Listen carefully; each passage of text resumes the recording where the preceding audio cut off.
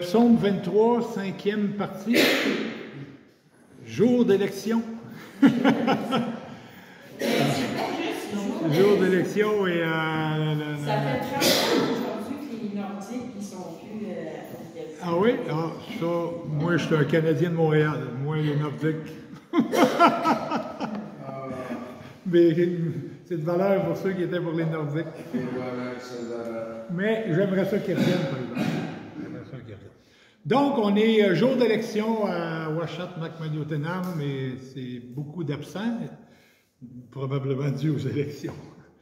Mais c'est enregistré. Un petit résumé de dimanche passé.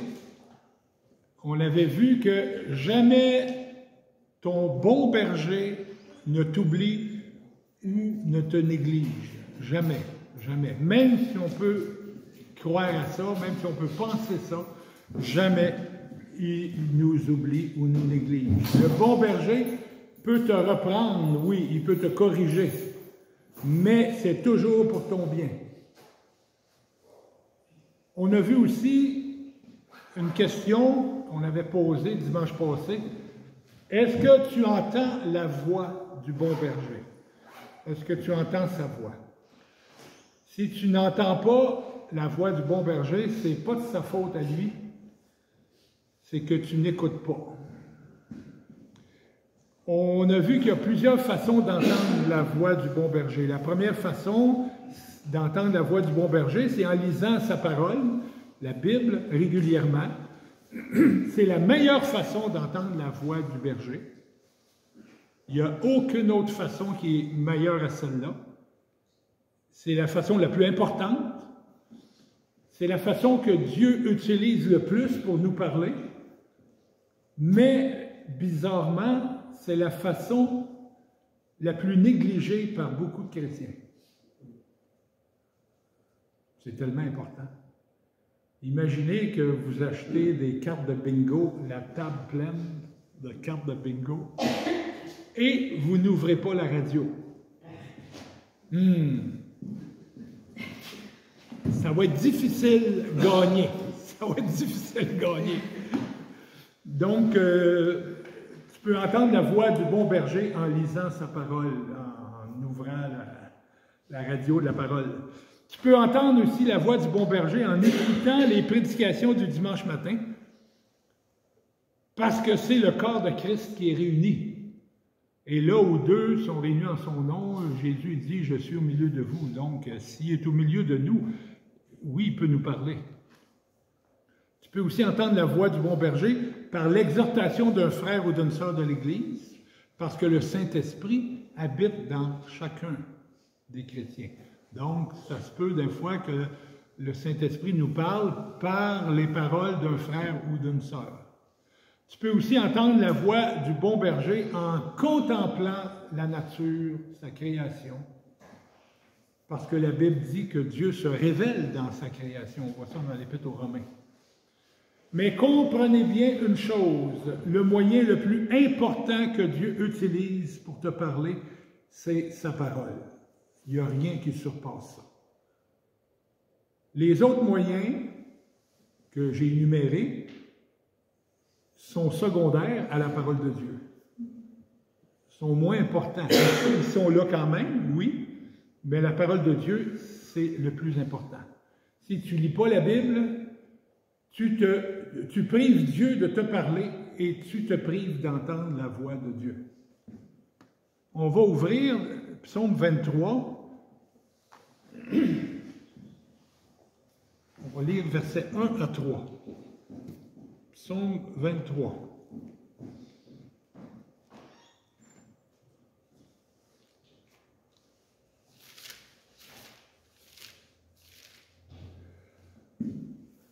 Psaume 23, versets 1 à 3.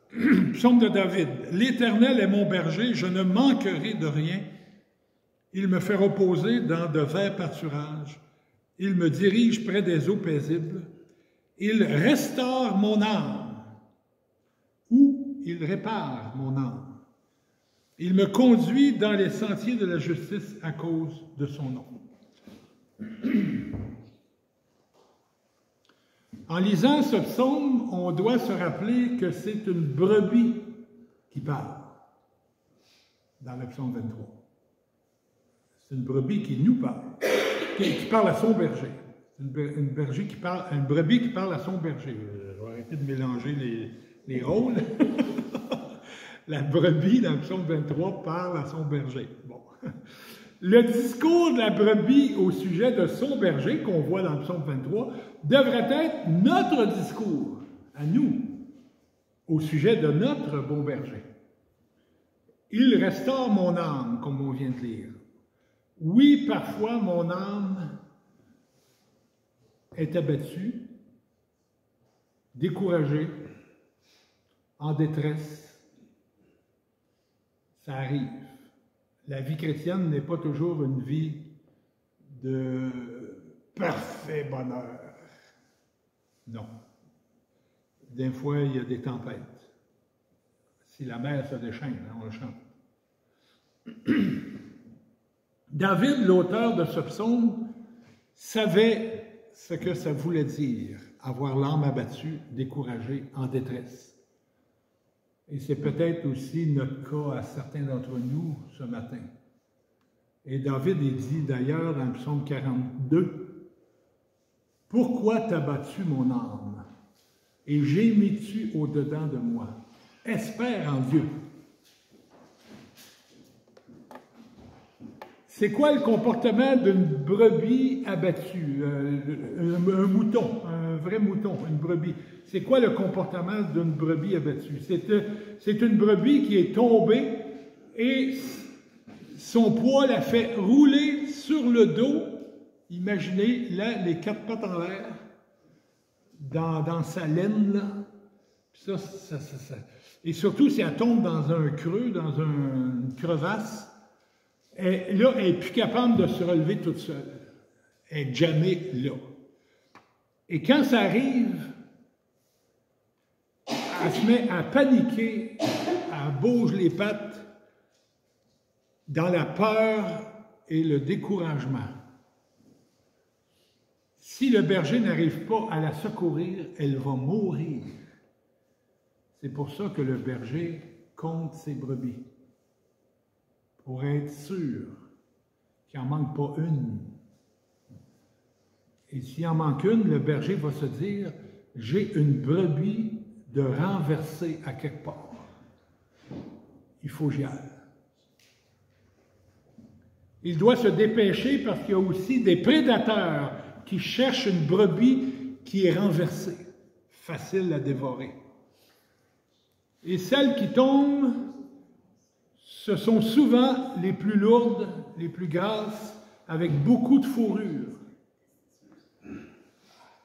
Et quand elles sont renversées de même, j'ai appris ça en lisant cette semaine, il y a des gaz qui commencent à se former dans la panse. La panse, c'est le premier compartiment de l'estomac des ruminants, les vaches, les brebis, tous les animaux qui mangent. Ils digèrent, ils vomissent dans leur bouche, bon appétit. Ils ramâchent encore, ils renvalent, bon, ils font ça à quelques reprises. La panse, c'est ça que ça sert, c'est le premier compartiment de l'estomac. Et là, étant à l'envers, il y a des gaz qui s'accumulent dans la panse. Ça empêche la circulation sanguine. Et là, les pattes de la brebis deviennent engourdies. Et là, à un moment donné, elle n'est plus capable de bouger. La circulation sanguine a trop diminué dans les extrémités. Et par temps chaud et ensoleillé, une brebis peut mourir en quelques heures dans cette position-là. Par temps frais et pluvieux, elle peut vivre quelques jours. Le berger doit donc être en tout temps attentif à son troupeau pour qu'il ne manque aucune brebis à l'envers. Si le berger voyait des vautours au loin tourner en rond, tout de suite, il se dépêche à rejoindre le troupeau pour aller compter les brebis. Et ça nous rappelle la parabole de Jésus, la parabole de la brebis perdue. Il y avait 99 brebis, puis il y en avait une qui est perdue. Et cette parabole que Jésus va raconter est directement reliée avec l'orgueil des pharisiens et des scribes, qui se glorifiaient de leur position sociale. Je suis un prêtre juif. Et ils se foutaient du monde. Ils s'en foutaient. Et Luc 15, 4, Jésus dit, « Quel homme d'entre vous, s'il a 100 brebis et qu'il en perde une, ne laisse les 99 autres dans le désert pour aller auprès de celle, après celle qui est perdue, jusqu'à ce qu'il la trouve. » Bon, Jésus, il dit, « Quel homme d'entre vous? » Jésus est devant des pharisiens et des scribes. C'est à eux qu'il dit ça. « Quel homme d'entre vous? » Autrement dit, Jésus identifie les pharisiens et les scribes à des bergers. C'est ce qu'ils devaient être en tant que prêtres en Israël. Donc, ils identifient à des bergers. Et les 100 brebis, bon, 99 plus 1, ça fait 100. 100 brebis, c'est le peuple juif, tous les hommes, toute l'humanité en réalité. Ça, c'est les 100 brebis. Mais pour le cas des pharisiens et des scribes, c'était les Juifs, le peuple juif. En passant, être berger à cette époque était le travail le plus bas de la société. En bas de ça, c'était les collecteurs d'impôts. Ça fait que c'était pas mal bas. Les bergers n'avaient aucune instruction, généralement, aucun métier. Et les bergers travaillaient 7 jours sur 7. C'est-à-dire, pas de sabbat. Comme les bergers travaillaient le jour du sabbat, ils étaient continuellement déclarés impurs. Classés juste au-dessus des collecteurs d'impôts. Et Jésus, dans sa parabole, demande aux pharisiens et aux scribes de s'identifier dans un rôle de berger. Ouf!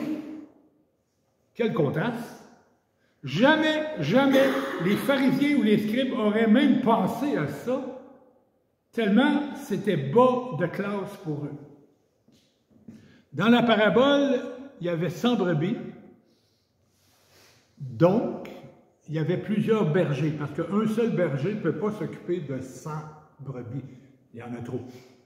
Il y avait plusieurs bergers pour 100 brebis, mais une brebis est manquante, en danger, renversée sur le dos probablement. Un des bergers part à son secours. C'est une question de vie ou de mort, jusqu'à ce qu'il la trouve. J'ouvre une parenthèse importante. J'ouvre une parenthèse. Rappelez-vous du prophète Samuel qui va chez Isaïe, pas Ésaïe qui est le prophète, Isaïe, dans 1 Samuel 16, le prophète Samuel va chez Isaïe pour oindre un des fils de Isaïe que Dieu va déclarer roi d'Israël. Oindre, c'est-à-dire verser de l'huile sur sa tête. L'huile qui représente le Saint-Esprit dans l'Ancien Testament. Et il va, pour déclarer le prochain roi d'Israël, parce que Dieu a rejeté Saül, pas bon roi. C'était le premier roi en Israël, pas bon, pas bon. Donc les 7 fils d'Isaïe passent un après l'autre devant le prophète Samuel pour trouver lequel des 7 fils Dieu va désigner pour être le roi d'Israël à la place de Saül. À chaque fils qui se présente, Dieu dit à Samuel, non, non, c'est pas lui. Samuel dit à Isaïe, as-tu un autre fils par hasard? Oui, oui, il est dans le champ, là. Il check les moutons, il est berger, là. David. On voit ici un type de Jésus, un type. C'est quoi un type? Un type dans la Bible, c'est une personne ou une situation qui cache une réalité autre que ça. Ça, c'est un type. On voit ici dans le berger David, qui est loin de la famille, c'est important. Samuel, il vient pour oindre le prochain roi. Et on oublie David, il est dans le champ. Humilié, vu comme un simple berger. Ça, c'est un type de Jésus. David devient un type de Jésus. Une personne ou une situation qui cache une réalité. Je vais vous donner d'autres types dans l'Ancien Testament qui donnent une réalité dans le Nouveau Testament. Dans l'Ancien Testament, un type, le sacrifice d'Isaac. Abraham, Dieu dit, va sacrifier ton fils, Isaac. Dans le Nouveau Testament, c'est le sacrifice de Jésus. Le temple à Jérusalem. Dans le Nouveau Testament, les chrétiens deviennent le temple de Dieu. L'arche de Noé. Dans le Nouveau Testament, c'est le salut par Jésus, parce que Noé, tout le monde ont péri, excepté 8 personnes qui ont eu la vie sauve. Dans le Nouveau Testament, tout le monde périt, excepté ceux qui croient en Jésus, morts pour leurs péchés. C'est l'arche. La manne dans le désert qui descend du ciel, ben c'est Jésus qui est le pain de vie dans le Nouveau Testament. L'agneau sans défaut sacrifié en Égypte pour que les Juifs puissent sortir de l'esclavage, ben c'est Jésus, l'agneau de Dieu sacrifié dans le Nouveau Testament. Moïse, Joseph, David, rejetés par leurs frères. Moïse, hein, on se rappelle Moïse, il était obligé de se sauver. Il a tué un Égyptien, puis même tous les Juifs, ils disaient « T'es qui, toi? » Puis t'as pas d'affaire là, hein, c'est pas dans ces mots-là, mais je paraphrase.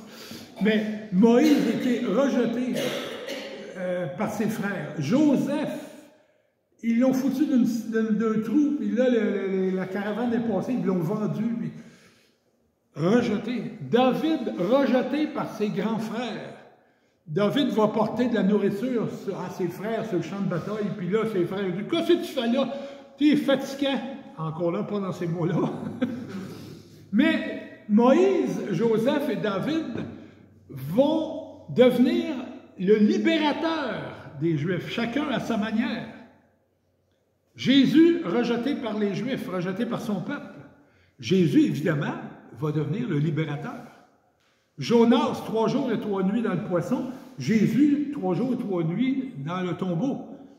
Vous voyez les types dans l'Ancien Testament et la réalité dans le Nouveau Testament. Et justement, David est un type de Jésus. Humilié, simple berger. Ésaïe 53, versets 2 et 3 nous dit, en parlant de Jésus, un passage écrit 700 ans avant la naissance de Jésus, prophétisé, va venir le Messie, va venir Jésus. Évidemment, les Juifs ne savaient pas exactement quand, puis qui. Il n'avait ni apparence. C'est Jésus. Ni éclat pour que nous le regardions. Et son aspect n'avait rien pour nous attirer. C'était un gars comme un autre. Méprisé et abandonné des hommes, homme de douleur et habitué à la souffrance, semblable à celui devant qui l'on se voile la face. Il était méprisé, nous ne l'avons pas considéré. Donc, on voit Jésus dans ça. On voit le type de Jésus dans ça. Mais Jésus était le Dieu Tout-Puissant. Et dans le livre de Samuel, à partir du moment où David devient roi, oint par Samuel, pouf, il devient roi. 1 Samuel 16, 12 et 13. L'Éternel dit à Samuel, « Lève-toi, donne-lui l'onction, car c'est lui. » Pas les 7 autres, c'est lui. Samuel prit la corne d'huile et l'oignit au milieu de ses frères. L'Esprit de l'Éternel s'empara de David à partir de ce jour et après. Malgré que David est devenu roi d'Israël à ce moment-là, dans le salon, j'imagine, bien malgré ça, il va pas tout de suite monter sur le trône. de roi. C'est encore un type de Jésus. Saül va demeurer sur le trône encore un bout de temps. Et quand Jésus était sur la terre, le diable, il était encore sur son trône cheap, jusqu'à temps que Jésus ressuscite. David, roi sans palais, sans royaume, le type de Jésus, va passer par plusieurs difficultés avant de monter sur le trône. C'est encore Jésus. David, il va affronter le géant Goliath après avoir été loin. Il va affronter la jalousie de Saül. C'est donc Jésus face au peuple, aux pharisiens. Il va y avoir de multiples tentatives de meurtre de Saül envers Jésus. Des chapitres de tentatives de meurtre. La fuite de David poursuivie par Saül. David épargne Saül dans la caverne. On voit à un moment donné, Saül s'en va dans la caverne. On dit gentiment dans la Bible, mais il va faire un numéro 2. Il va faire un numéro 2 dans la caverne. C'est écrit, il se couvre les pieds. Bien, ça, c'est gentiment. Puis, David, avec sa gang, ils sont là, silencieusement, dans la caverne. Puis là, Saül, il est là. Coupe. Pas coupe. Tue-le! Tue-le, il est là! Mais non, David, il ne le tue pas. Et la même chose, quand David va dans le camp de Saül avec toute son armée pendant la nuit, et David s'infiltre jusqu'au roi Saül, le défait, le roi défait. Et là, il prend, je pense, la cruche et la lance et la cruche. Ouais. Et là, le lendemain, il monte ça de loin. Hey, regarde ça, regarde ça. Saül, il est tout. Il aurait pu me tuer, Mais David épargne Saül au milieu du camp. Je ferme ici la parenthèse avec David dans 1 Samuel. On revient à nos moutons. Mais rappelons-nous que David était simple berger dans les champs. Dans la parabole de Jésus, qu'on a commencé à lire tout à l'heure, le berger finit par retrouver la brebis en danger. Luc 15, 5 et 6. Lorsqu'il l'a trouvée, la brebis, il la met avec joie sur ses épaules. Et de retour à la maison, il appelle chez lui ses amis et ses voisins et leur dit « Réjouissez-vous avec moi, car j'ai trouvé ma brebis qui était perdue. » Le berger met la brebis sur ses épaules parce qu'elle doit probablement avoir de la misère à marcher, les pattes engourdies, dû à un manque de circulation sanguine dans ses pattes. Et quand le berger la met sur son cou, ben, l'estomac de la brebis, la panse, elle doit être à quelque part là. Et il est plein de gaz. Qu'est-ce qui se passe?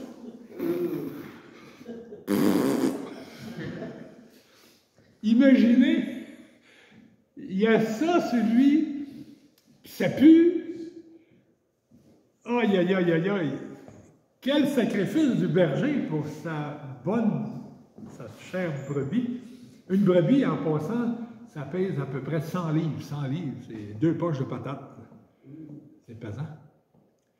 Remarquez que le berger ne ramène pas la brebis dans la bergerie ou dans le pâturage, mais à la maison. Il la ramène à la maison. Et à la maison, la brebis reçoit un traitement royal. Réjouissez-vous avec moi, car j'ai trouvé ma brebis qui était perdue. Suite au récit de cette parabole-là, que Jésus dit aux pharisiens et aux scribes, Jésus tire une application très dérangeante pour les pharisiens et les scribes.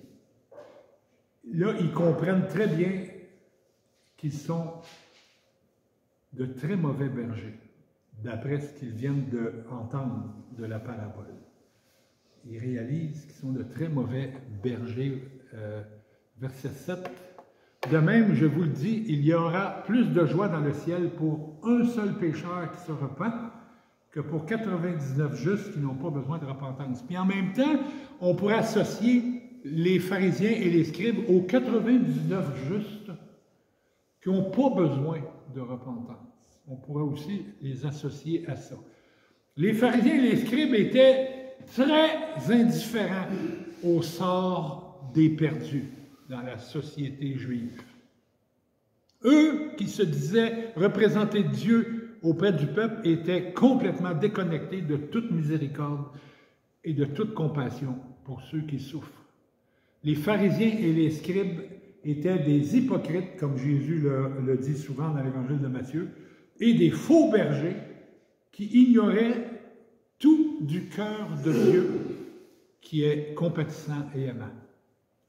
Ils étaient de très mauvais bergers, mais la brebis perdue avait été secourue par le bon berger. Verset qu'on a lu au début, « Il restaure mon âme ». J'ai mis en foncé, « Il restaure mon âme », et en pas foncé, et je me conduis dans les sentiers de la justice à cause de son nom. Ça va être pour une prochaine fois, mais là, je voulais me concentrer là-dessus. La pauvre berger, la pauvre brebis, renversée sur le dos, impuissante, immobilisée, en danger, grand danger de mort. Le berger, le bon berger, attentif, vigilant, prompt à secourir, tendre et patient. Quand un enfant de Dieu tombe, un peu genre brebis, renversé sur le dos dans sa vie, et qui se retrouve sans force dans les difficultés spirituelles profondes, sans issue, impossible de se relever.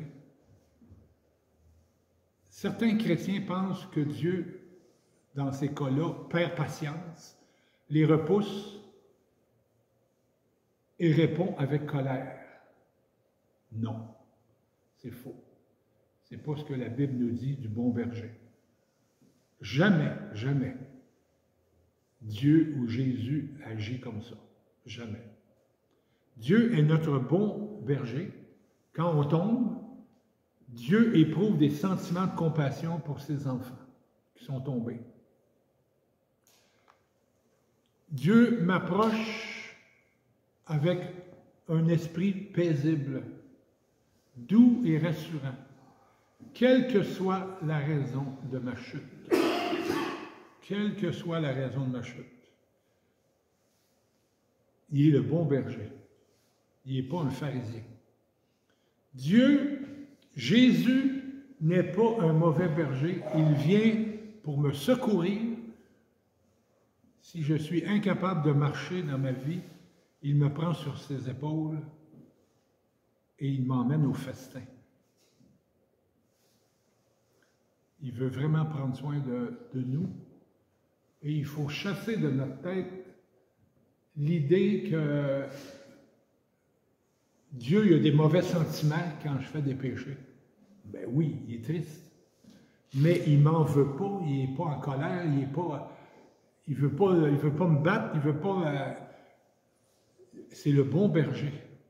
Il sait que sa brebis est en danger. Impuissante, tombée. Il me reprend. Et c'est vraiment merveilleux de voir Jésus de cette façon-là, le bon berger. Il faut vraiment enlever de notre tête tout ce qui n'est pas ça. Tout l'inverse, c'est pas ça. Jésus est le bon berger. Pas dimanche prochain parce qu'on ne sera pas là, mais un autre moment, on va continuer dans le psaume 23. Il me conduit dans les sentiers de la justice à cause de son nom. On va prier. Merci Seigneur, merci parce que tu es le bon berger décrit dans les Écritures. Et non pas une idée que je me fais d'un berger qui est méchant ou qui est mauvais ou qui est indifférent. Non, tu es le bon berger qui tout le temps compte ses brebis. Et quand il y en a une qui est tombée, ben, tu cours à la rescousse. Et tu la mets sur tes épaules. Merci Seigneur, parce que c'est ton caractère, c'est ta personne. Merci de prendre soin de nous. Et merci aussi que des fois tu nous corriges, tu nous reprends. Comme un bon berger sait le faire de la bonne façon. Merci Seigneur Jésus. Amen.